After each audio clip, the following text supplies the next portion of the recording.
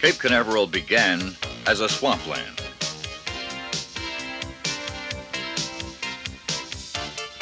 But by mid-20th century, a landscape untouched for eons was about to become a springboard into space.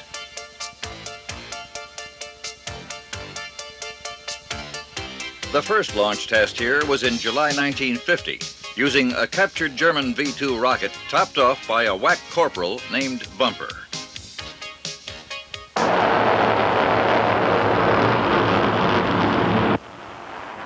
It was just the beginning of a long progression of successful launches.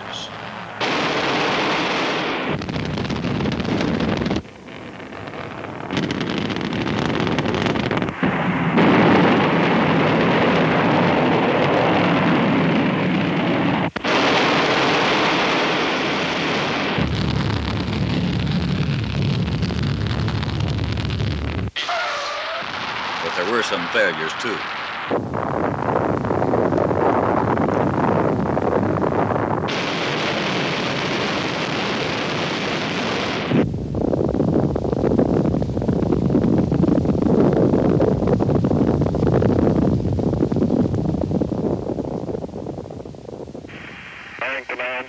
Continual research and development led toward ever more demanding missions.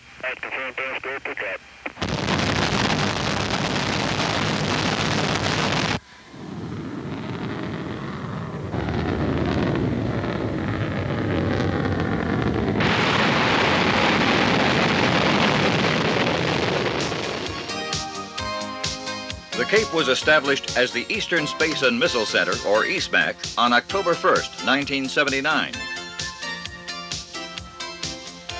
Today, after more than 2,400 launches, the new commander of the Eastern Space and Missile Center, Colonel Larry Gooch, looks forward to new challenges undreamed of when the range began. The Department of Defense picked the Cape as our first long-range missile test facility back in 1949. It was mostly swampland and basically undeveloped, but the Cape proved an ideal site for launching and test support missions. Since the Earth spins eastward, we took advantage of its 1,100-mile-an-hour speed for every launch. ESMC is the host organization for Patrick Air Force Base, Cape Canaveral Air Force Station, and tracking stations extending from the Cape to the South Atlantic. We're involved in a wide variety of both inter-service and international launch operations. This includes U.S. Army, Navy, and Air Force missions, Royal Navy missions launched for the United Kingdom, and Ariane launches from French Guiana.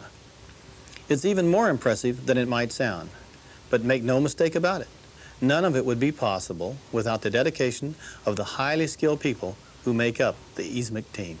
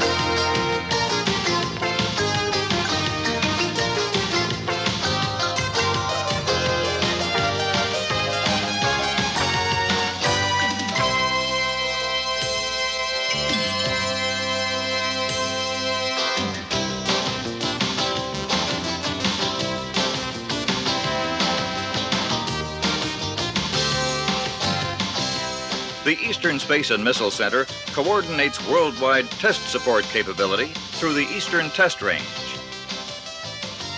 The range covers a lot of territory, 10,000 miles from the Cape, beyond Ascension, into the Indian Ocean.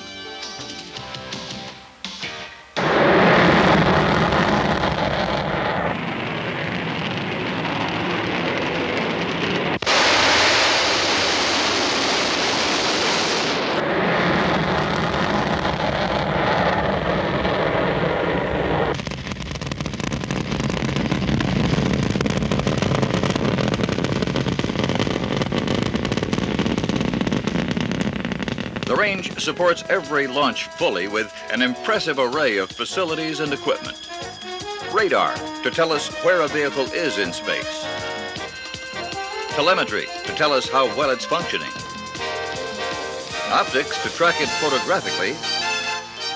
And communications to tie all functions together, all for the collection and processing of flight data.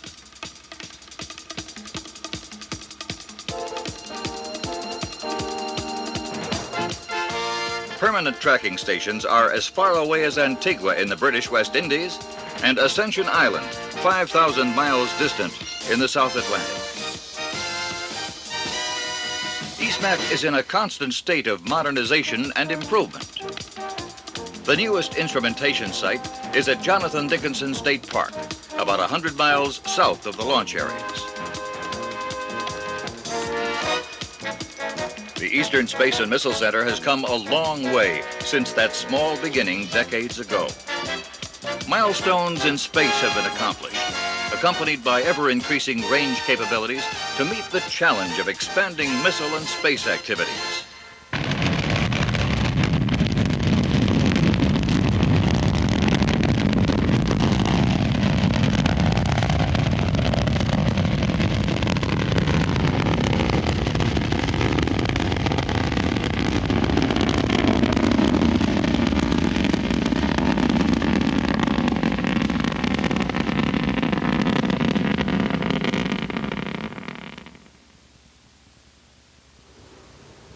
It was a wise philosopher who said, "The only thing constant in the universe is change."